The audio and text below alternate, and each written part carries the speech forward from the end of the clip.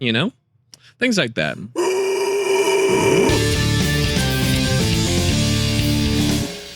Hey everyone, welcome back to another episode of The Story Behind the Scream.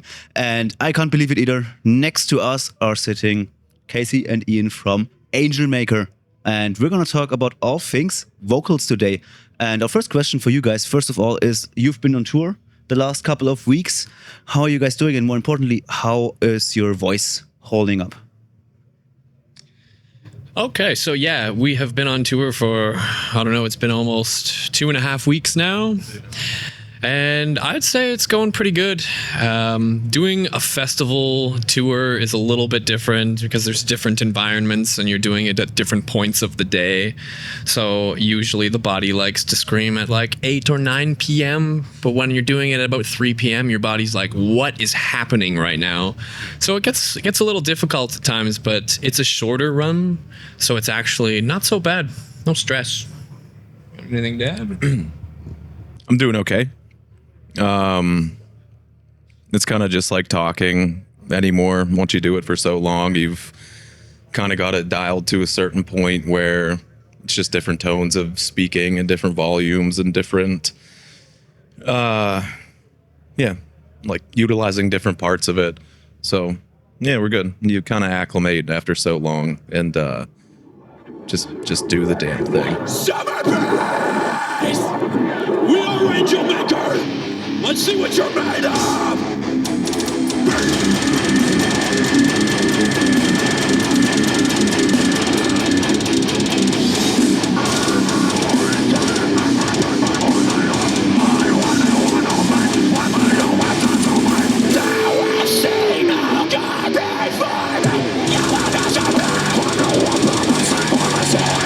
A follow-up question on that. So like things like hoarseness or like a little bit of pain or discomfort after a show is a thing of the past for you guys. Have you gotten to a point where that's not a thing that affects you anymore? If you're doing vocals, I personally don't think there should be like any pain or hoarseness. Like fatigue is definitely a thing. It's almost like if you were to work out a certain part of your body for a certain amount of time, like you'll get tired. But as far as pain, it's like I used to do vocal lessons for people, and one of the first things I would try to drill into their head was if it hurts, like that's time to step back and take a little breather and kind of reacclimate and see what's going on and try to pick that apart and see why it hurts. The way I do it, it's there's no pain. You'll just get physical fatigue, just like any other kind of workout. Even in environments where, let's say, the heat, dust, or other factors are against you? Yeah, like, I mean, the only difference is, like, as far, like, today was very hot. Yesterday we played in, where were we yesterday? Berlin. And it was top 3. Yeah. In the basement. Can we swear? 50 degrees. Yeah. The venue was a little fuck box of just, like, sweat and... like it was really bad. So that plays into it as far as like your exertion and the longevity of a vocal, because you're breathing in basically sauna air. Yeah. So it's very thick, it's very heavy. Once you're put into certain scenarios like that, you kind of pick and choose how much you're going to exert in certain parts of certain songs, and really have to kind of plan accordingly or on the fly. Yeah, I treat it like any other muscle when you are having a workout. And you can definitely go over the top and overuse it. And on tour, it's like a marathon.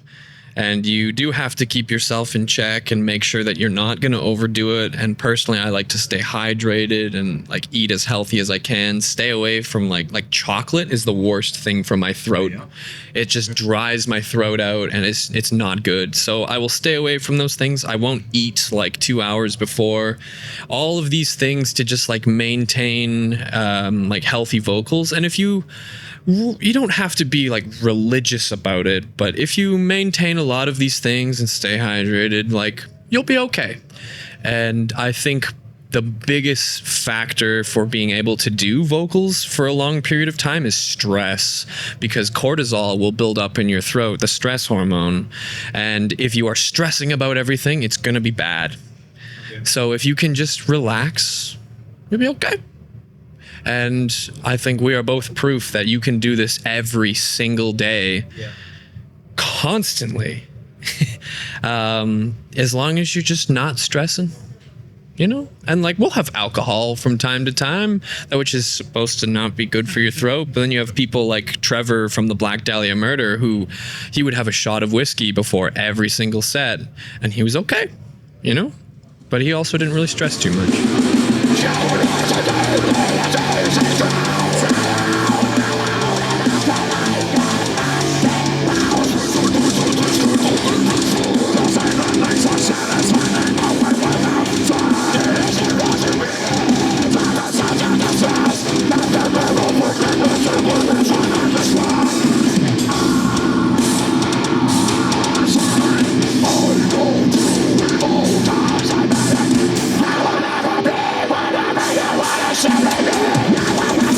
Super interesting to hear. Like you mentioned already, different vocalists in this interview series. We hear so many different approaches how people learn screaming.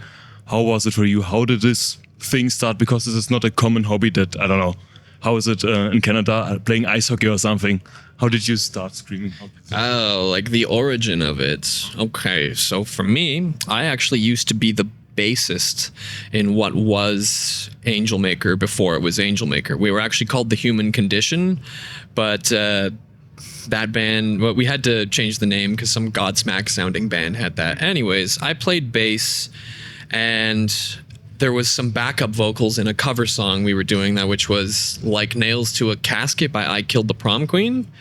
And in the chorus, there's like obviously two vocals going. And I was like, I'm going to try to do the backup vocals while I'm playing bass.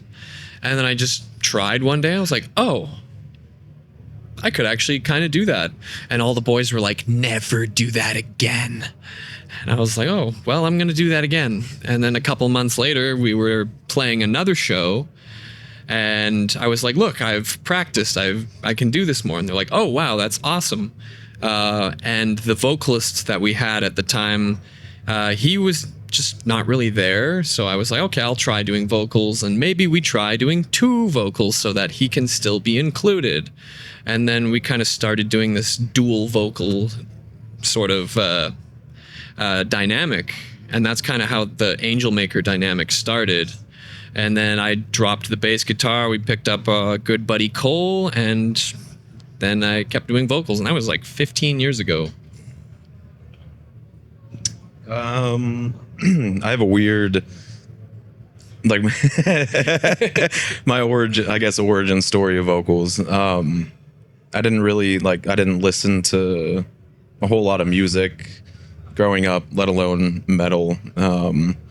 I had some friends that did in my hometown, and like they would listen to Lamb of God and like Slipknot way back in the day. And we'd be hanging out and shooting the shit. And they were listening to metal the one day, and I was just like, oh, like all they're doing is going rah, rah, rah. And I just kind of tried to mimic it, and they were all like, that wasn't bad. And I started listening to like old school, like Whitechapel, like Waking the Cadaver, Knights of the Abyss, like the old, just like crazy, sludgy, brutal stuff. And then I was like, yeah, I kind of want to learn how to make those noises. And yeah, I just kind of stuck to it. I did a YouTube channel for a while where I would just cover songs and just see if I could do it. And it started as just like, oh yeah, they're just going rah. And 15 years later, now here we are. So that was also actually part of a community question. We always asked our followers like if they have any questions for a band, and one question that came in was from, I think the name is supposed to be Edgelord. And the question was like, at what age did you start? So 15 years ago was for you at what age? Oh, so I guess it was longer than 15 years ago. I started doing vocals when I was like 15 or 16. So it would have been 16 years ago. So 32, 33 this year. So For you? And I just turned 30, so it'd be 15 years for me. I started like just after my 15th birthday. Yeah.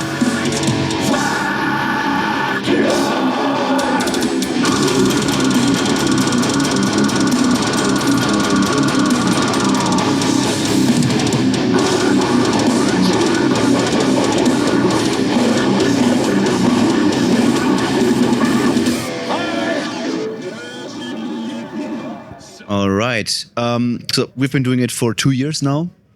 Tiny bit more than that. And one thing we learned is that, well, yeah, metal vocals can be fun, but learning metal vocals can also really, really suck. There's moments where you don't make progress, where you're stuck, you hurt yourself, or you can't do the stuff that you want to do, and it takes a lot of time and patience and frustration to overcome that. Can you maybe tell us a little bit about like what things you had to overcome in your early years? Yeah. So, well, it's a little bit of a different answer, but one thing I will say to people who ask me, like, how do I start doing vocals or what can I overcome to become a better vocalist? I'll always say to them that you can't expect to go into the gym on day one and bench press like 300 pounds. Like it takes time. And the vocals that I do today, the majority of them, I have not been able to do for like more than 5 years. And it has been consistently getting crazier and crazier and crazier and learning like what's going on with my vocal system, like the diaphragm, lungs, and your epiglottis, your trachea, the whole 9 yards, everything. And hearing other vocalists, like one pivotal point for me was when we were on tour with Shadow of Intent and we got to hear Ben Dure like peel back his vocals. I was like, oh, that makes sense now. Just hearing him go from the bass all the way to full blast. Das ist auch quite unique sound, and usually you have a friend who's like, has worked for years trying to sound like him, and he's very, very close. Oh. He says like he does it for like a year in a sense that we don't really can comprehend. So maybe you can shed some light into what he's doing. Well, I'm definitely not Ben Dure, but it's like, to me, it sounded like he was going for the channeling the spirit of the bullfrog, just like fully like out and just like, you know, just like as out and as far as he possibly could, almost to the point where there is no like force in his throat. It's just all from the belly. Yeah, that's kind of what Zeno, our friend, says. Yeah. If you want to know what he sounds like, we have an interview with him that we did last year here. Go check it out.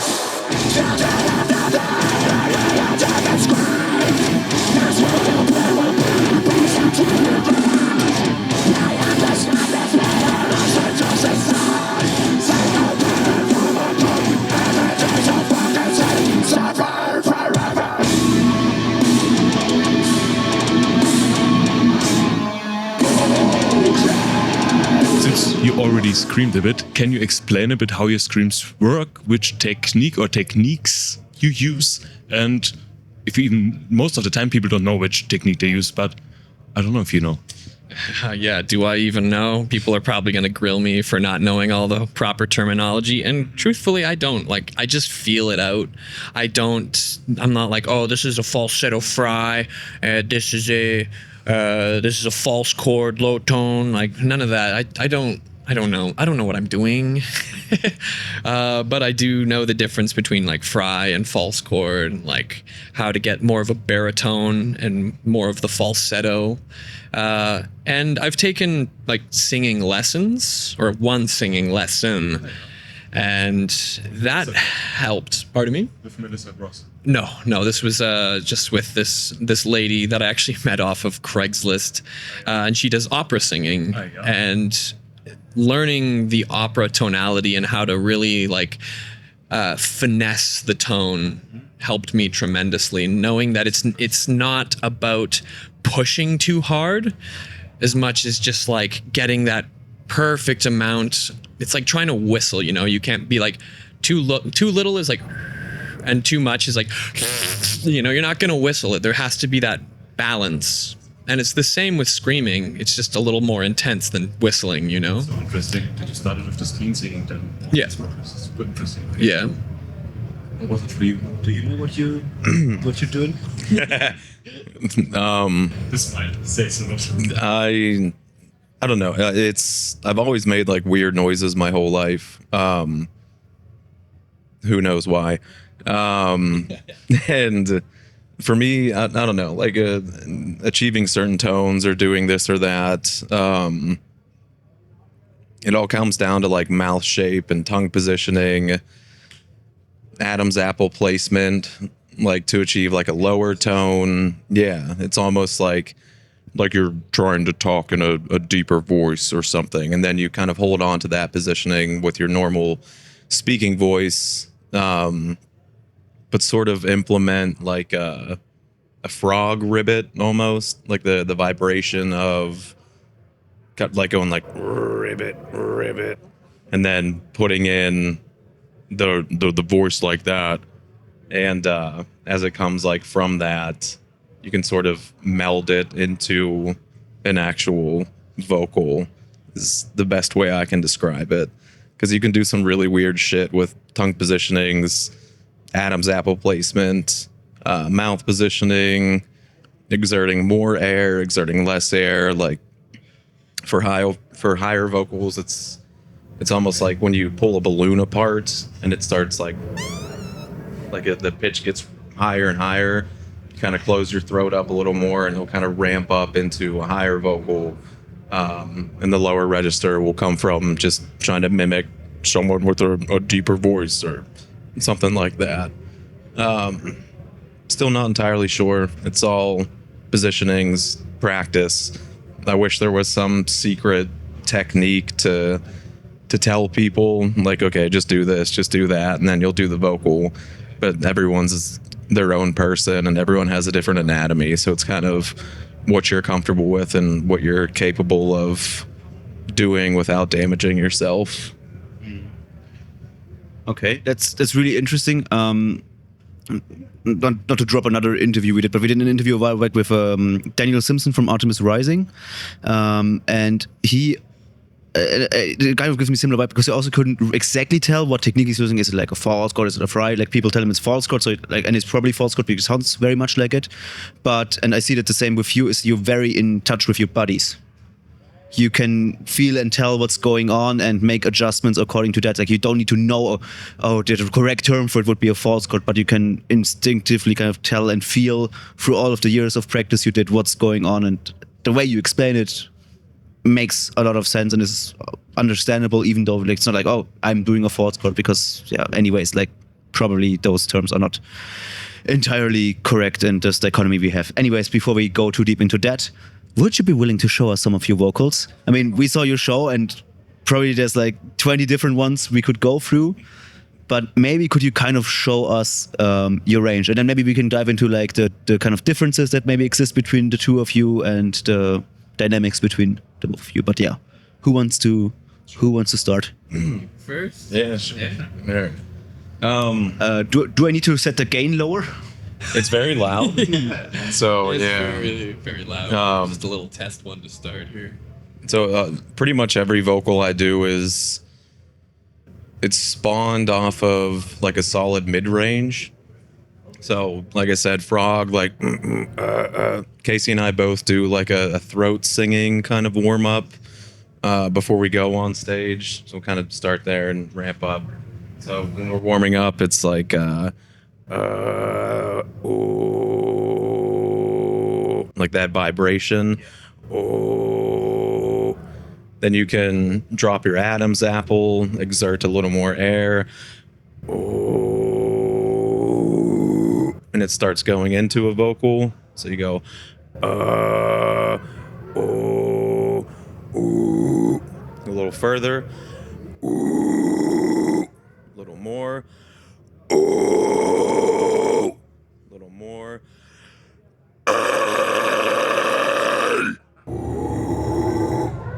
More. Ooh. A little more. And Yeah. And then from the mid range, you can change your mouth position and drop it down.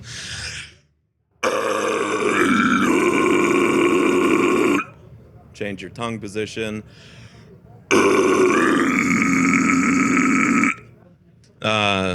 You can add Whistle tone? you can add whistles Do the if whistle. you want to. This one's weird. It's like this is a whole thing.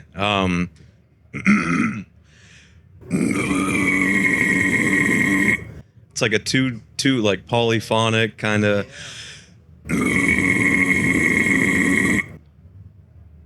Or just like really hollow.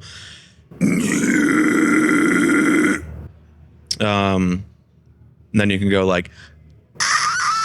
If you want. No one's gonna stop you. That's my favorite. So yeah. You got to save those for special occasions. There's a couple. I like Casey.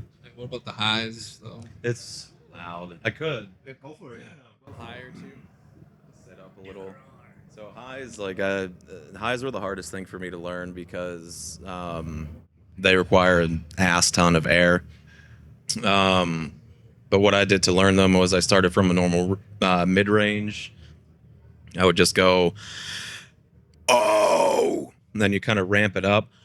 Oh, oh, oh, oh. Then you kind of hit this point where you have to do like the balloon kind of, and you take your sort of ceiling at that, which is, for me, is, ow, and then you squeeze it and it goes, "Aye." And it just goes, whoa. Okay, my turn. Oh, okay, yeah. Shit, I don't know. So I'll start with just like fry vocals. That which, like, for me, I have to like position myself in a way where I feel like my chest has to go this way a bit. My neck goes like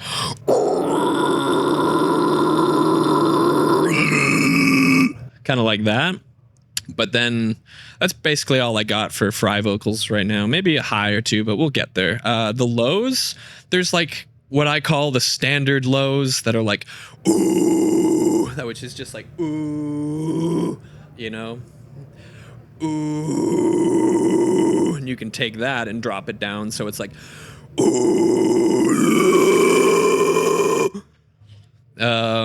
You can kind of distort that up a little bit, and that's kind of like I don't know who does those, like the ex vocalist for an Autopsy, Nate Johnson, kind of is like,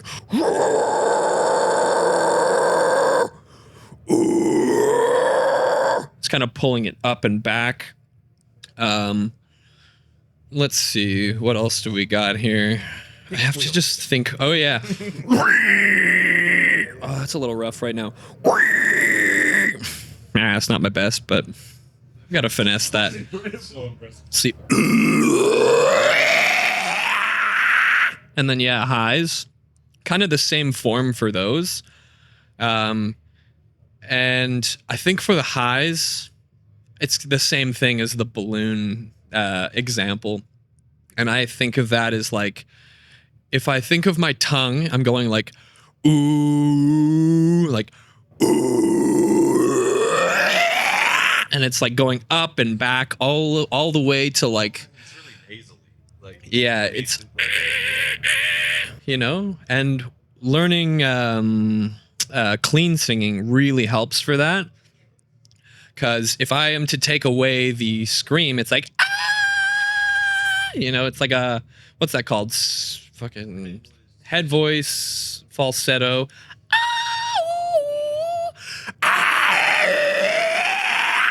You know, same shit, but just the grit behind it. And I cannot explain how that is done.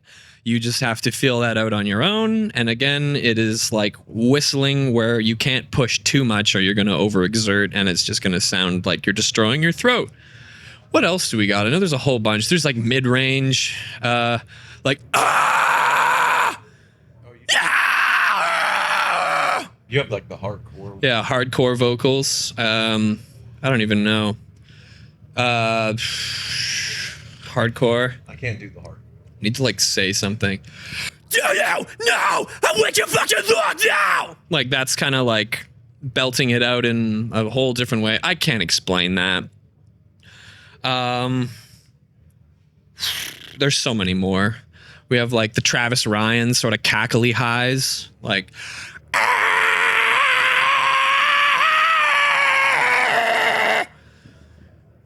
under the sun, and in the light of day, way through the soul away. Instinctual devotion to annihilation. but that's you know. Oh shit, we got so many more. What else do we got here? Oh, let's do some Job for a Cowboy, like They are slowly rotting to a malignant tumor. that's like ooh the whole way through. Yo! You know? Ooh. A lot of like it's a head voice, but it's low. So ooh, but in a low form. Yo! Yo! And into those. That's kind of like Tyler Shelton from Traders, I guess. Oh, that's no. Those are like I call those my shout out Tyler. We love you, buddy. We love you, baby. Yeah, I call them Sasquatch vocals, where it's just screw everything I said about trying to finesse it. It's just full on like yeah, those. Fucking freight train. What else? I know there's more. Oh, you could do like cackly highs, where it's you know, that's more like Travis Ryan. There's like zombie, sort of like highs as well. What else we got? Black Dahlia, sort of Trevor highs. How do those go? I need like vocals here. Unholy inversions of hope, twisting the faith of the meek into hate, driven insane by the dark one. You know, things like that. The list goes on and on and on. Just different emulations of different kinds of vocals. But I think the rule that I give to people is if you can whisper that tone very well, then you can learn how to project it. Ta-da. I guess this is not very good for an interview, but I'm speechless. Yeah, I What? don't know how to follow up on that one. Yeah, like what the fuck? I'm just like in my head. Like when I would watch this video now, I would try to do the things that you did, and I would blow out my voice completely. I would harm everything that is in there. So I don't know. Like for the people out there who want to learn screaming, like people like us, can you explain how this developed? Like you did so many different types of scream. How should we start? How we can type? You said it already. It takes fucking years to learn it. But how can you develop this in the right way to end up like, what the fuck, like this? Well, it's kind of like what I said. If you can whisper it, then you can scream it, you know? So, like, an example, let's go back to Job for a Cowboy, where it's like, The earth slowly rots into a malignant tumor. and I'll practice that, like, tonality and shape. And then I just, and learn how to just, like, brace it. And it's the same science with the diaphragm as like bagpipes or an accordion, you know, and you just have a certain amount of pressure and it'll work. Yeah. One question I have is what helped us the most, especially now in the first 2 years, to fix our problems was relaxation, getting more relaxed. Right now, listening to you, it sounds like you're not relaxed at all. But I think that's not true because I don't know. It sounds super forceful. Yeah. Can you maybe talk to us a little bit about relaxation, because it's basically the same thing that JP said. When people try it out, they will the same way as I imagine it now. Imagine that they have to do it very, very forceful. But like, let's say if I do my standard false chord law, which is gonna suck in comparison, obviously, would be like a. That's pretty relaxed, but it took a while to get in. I'm sure I can get it even more relaxed, but like maybe can you walk through like how relaxed are you? What do you feel? How do you get it to be so loud without destroying your entire inner anatomy? I don't know if that question makes sense. I don't know. It's tough to explain. Like I've never, like, I can't do fry vocals. Like I've never really tried. Like every tone or like weird noise that I've wanted to achieve has always been just loud. And I guess it kind of swings back into the same sort of time and effort kind of thing. Like, you know, you do a new workout, you're cooked for the first however long, then eventually it kind of gets to it. And then after so long, you start figuring out different positionings, different ways to conserve air. Like air conservation is a thing, which is kind of tough to explain. But everything we do, I don't know. I'm very relaxed when I do vocals. I'll sit, I'll stand, Casey and I will do sound checks where we're just laying on the fucking ground on the stage, just like, just getting through it.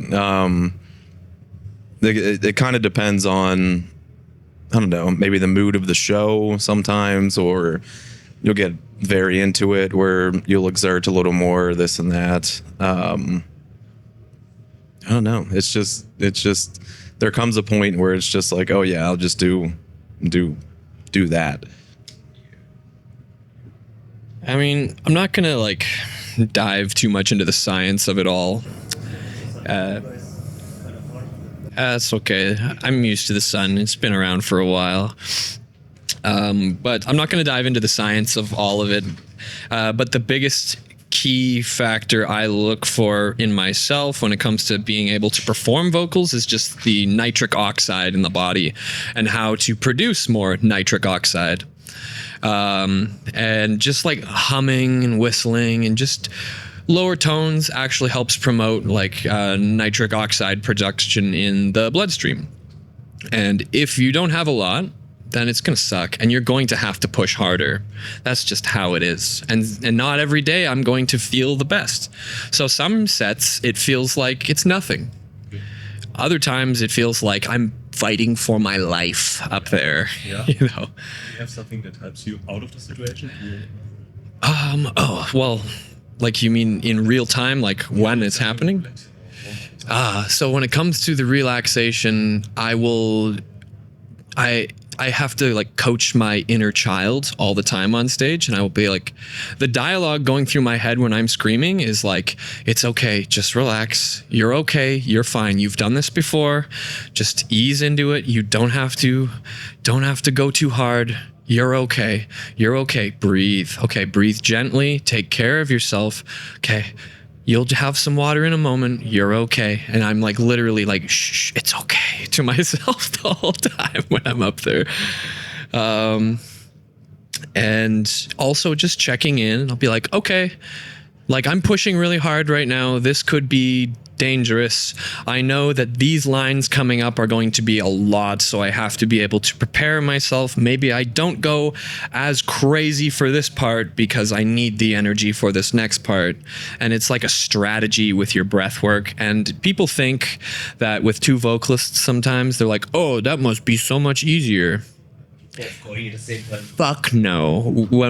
Like it's vocal leapfrog, and it's still the same amount that one vocalist would usually do, but there's just two vocalists doing it, and if you miss your cues, it's bad news. Yeah. But it requires a lot of like breath control in between the lines that we do, and if you mess something up, like you're in trouble.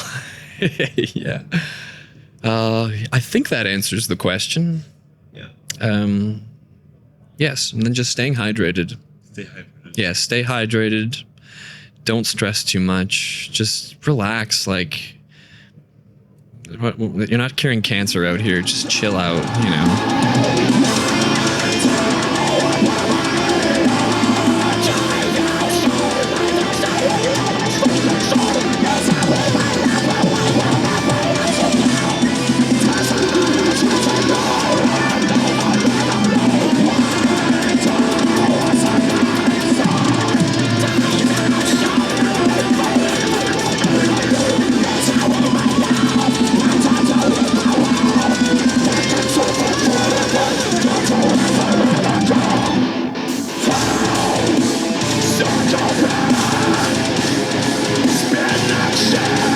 It's rapid fire question time. Give us a scream.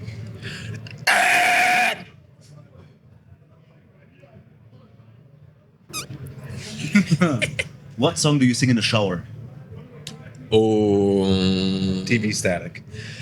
It totally depends on the day. We're gonna say that today is in the jungle, the mighty jungle. Oh, and let the bodies hit the floor. Oh, yeah. Let the bodies hit the floor. We were stuck earlier. Yeah, we were stuck earlier. Not too early. Anyways, okay, good. First album you ever bought? I don't own any. Ooh, the Black Parade. Welcome to the Black Parade by My Chemical Romance. Right. Biggest oh crap moment you've had on stage, and how did you recover? Fuck. Well, it was with you guys, I think. I threw up 20 seconds into an intro when I was in an old band called Rings of Saturn. I was on tour with these guys.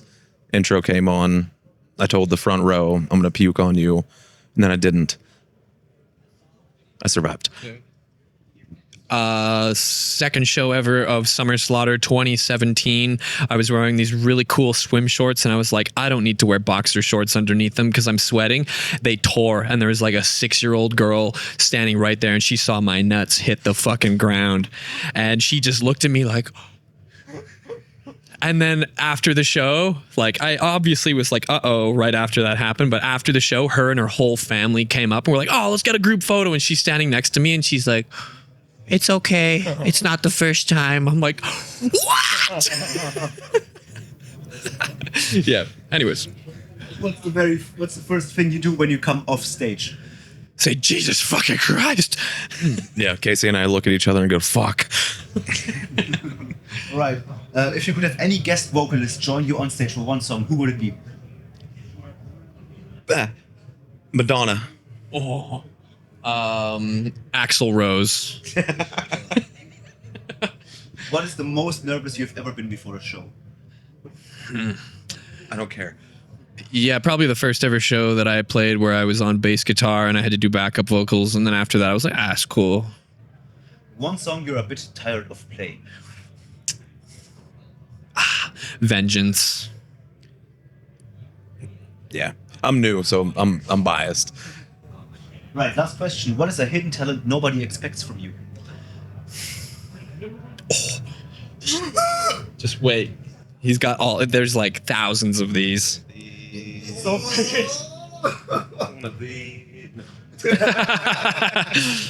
You got to pay for those. Yeah. Hidden talent. I don't know. Fuck. What's even a talent anymore? I don't know. I can do an infinitely long handstand. No way. It's very bendy. Yeah, I can do a backflip off the ground. Hold my breath for like 4 minutes. one hidden talent.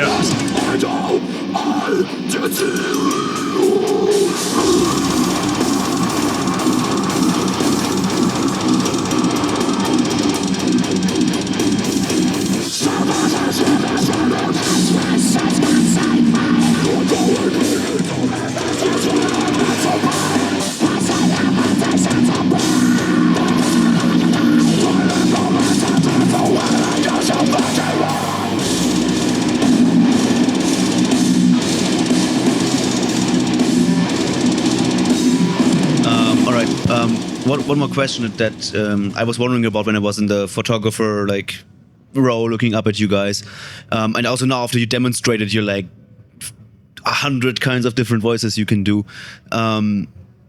Usually vocalists, let's say us, we have our lows, we have our mids, and we have our highs. That's you have maybe 3 to 5 vocals you can do, and then you can do your tunnels and other stuff, but your choices are kind of limited.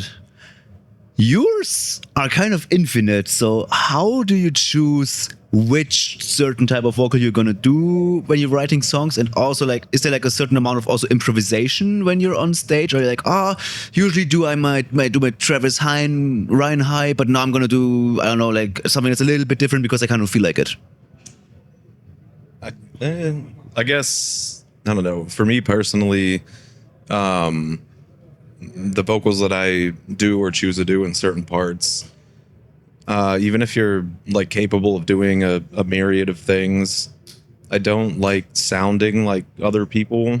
Like when I write music or, you know, we're writing parts to songs or this or that, I want people to hear it and be like, oh, that's Ian. Oh, that's Casey. Oh, that's, you know, I want it to stand out from, I guess, what sounds like other people. So if you're capable of doing certain tones or certain vocals, it's not, for me personally, it's not necessary to implement them in every aspect of songs. So I like to do what sounds like me, I guess. Which is Yeah, I agree. I do like emulating tones, but I'll try to have my own flair to it.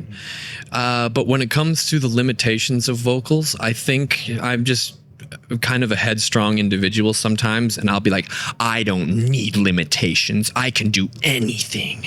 And I just get stubborn like that. And there's points where that has made me blow out my vocals. But over time, I've been able to like slowly, with patience, learn so many different styles because I don't allow myself to be limited yet. I mean, I'm still practicing, still growing. Yeah, I think that answers the question. Yeah. We actually have one more community question from a person who's outside of this tent. So let me see if I can get him. Marv? Got time? Community question?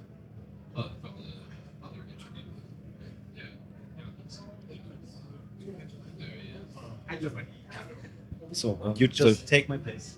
okay, just take a place. Okay, hey guys, how are you? So okay, the Scream Dudes asked me to do a community question, and I was okay. What should I ask? What can I ask? And I think I want to ask something what especially interests me personally, because when you learn the shouting, screaming, and the techniques, what was the point where you said, I don't want to do this anymore. It's too harsh and too difficult to learn this. I don't know. I don't know if I've had that. Like, if I wanted to learn something, I just won't stop until it happens.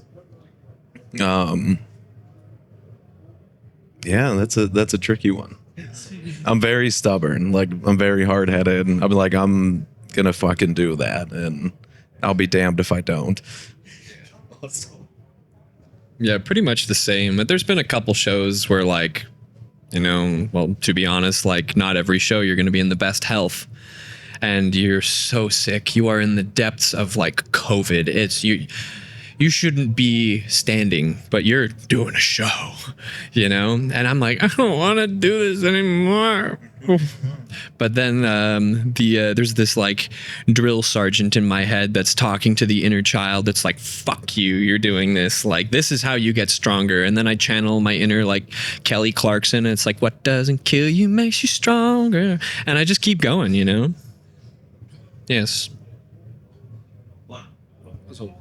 So you say the best thing for you worked out was, I have to do this because I want to do this. I don't want to give up, and just straight at something like that. Yeah. I mean, we have to. Oh, yes, we have to. And I think that there are moments where, and this goes with like anything in life, where you don't know what the path forward looks like, and it almost makes sense to just stop and quit. And you're like, this is stupid. This doesn't work. But I think both of us are proof that, like, if you just keep going, like, you will reap what you sow. You will actually get to a point where you'll be like, this is worth it. And I don't know, every single day of my life, I try to wonder if this is like something I want to do. It's like, I'm not innovating technologies to save humanity, that's for sure. But music moves people, you know, like this is magic to so many people out there. And a lot of people go to music more than therapy. And I think that is one of the most powerful things. And to be in a position that we are in right now, like I will never take this for granted. So if I ever want to give up, I'm like, no, I feel like I'm doing something that is larger than myself, even though I could be totally wrong, and whatever larger than myself could be is still just tiny in the grand scheme of things. And maybe we're all in a fucking computer and nothing matters. I don't care, you know, but like I'm going to have fun with it, and I'm going to just be as I am and keep doing this. And in the moments where I feel like I want to give up, that's when I know that's where the strength is, you know? Yeah. That's my TED Talk. Damn. I like to go raw and make weird noises. Sue me. Absolutely awesome. Thank you so much. I appreciate it, really. Thank you. One follow-up question. You showed us all the types of vocals you can do. Can you do inhale screams? Yeah, but not right now, just because I've done the exhale vocals. If I'm like at rest, then I can do inhale vocals. Yeah, so I can't demo that. However, I will demo one more thing that Ian and I can both do, and that's just throat singing, which is a great warm-up tool. This is not as loud, but yeah, throat singing, my version.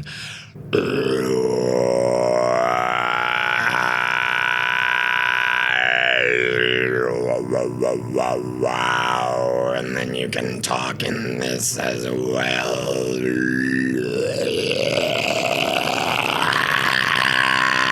Oh, fuck. Your singing is much better than. Oh, yeah. There you go. That's it. But But I will say the throat singing is different than all of the other vocals that I will do, except like the same kind of lows that he'll do, like with the whistle tone. The whistle's tricky. Yeah, I can't do the whistle tone. That's beyond me. Tricky. But yeah.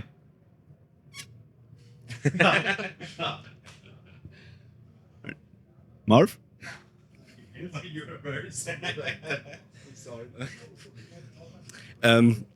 Yeah, I think the reason why he asked this question is because I'm doing inhales, and I'm since I'm 16, 17, something like that, and doing that for about 15, 16 years now.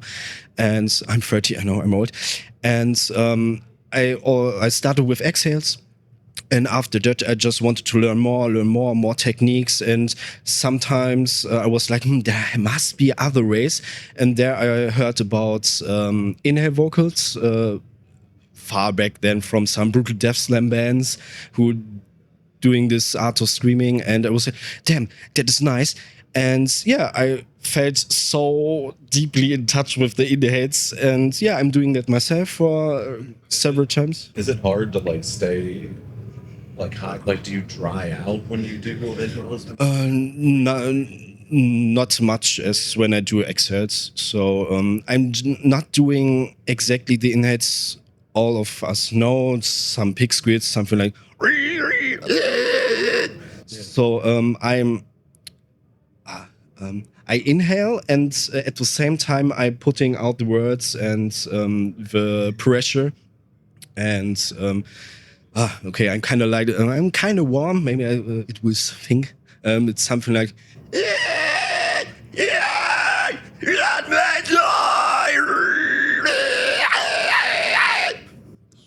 And that's something I specialized over the years, especially the articulation. It took me over 2 or 3 years to figure it out. And yeah, it's a technique that not everyone like and everyone hate it, but I think it suits me. It makes fun, and I'm not hurting myself because I went every 2 years, I went to the doctor and she looked it up and said, "Oh, fine, nothing to worry about it." And I think it's just another question and just another technique. And it's kind of fun. Yeah. But thank you for the embarrassment. Yeah, I can't do those. I'm like that level of inhales. That's beyond me. So to me, that's talent. Like I can't do it. Especially doing them healthy too. I think this is the tricky part, to have the right technique of this. But for me, it's like, I mean, all of you guys are doing this for such a long time already, and it's in a way so impressive right now. Like this picture that we have here, we keep this in mind for a very long time. This is so impressive for the two dullies of us to listen to guys who scream for such a long time. And you said it already, you're still developing, you're still learning. Can you give us a glimpse? What are you practicing? How are you practicing? Where do you want to develop? Because you can do so many things already. What the fuck is left there? Like how and when do I practice? Where do you want to develop, and how do you want to? At this point, I don't know. I don't like have any goals of styles I'm trying to achieve anymore. It's just like the endurance and just making sure that I can do the vocals longer and more sustained.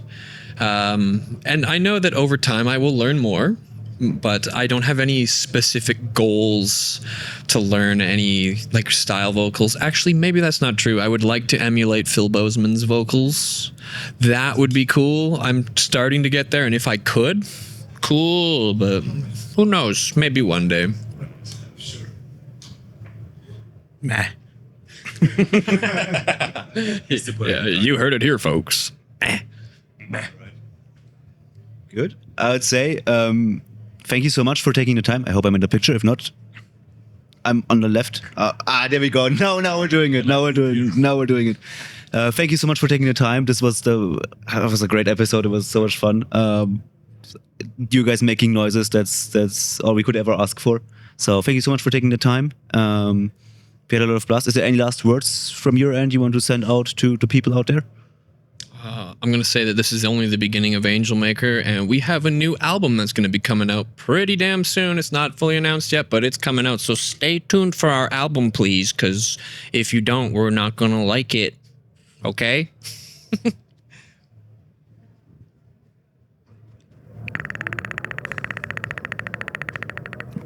lyrics. Yes. All right. Thank you guys so much. Thank you. All right. Huge job. Fuck, that was. What?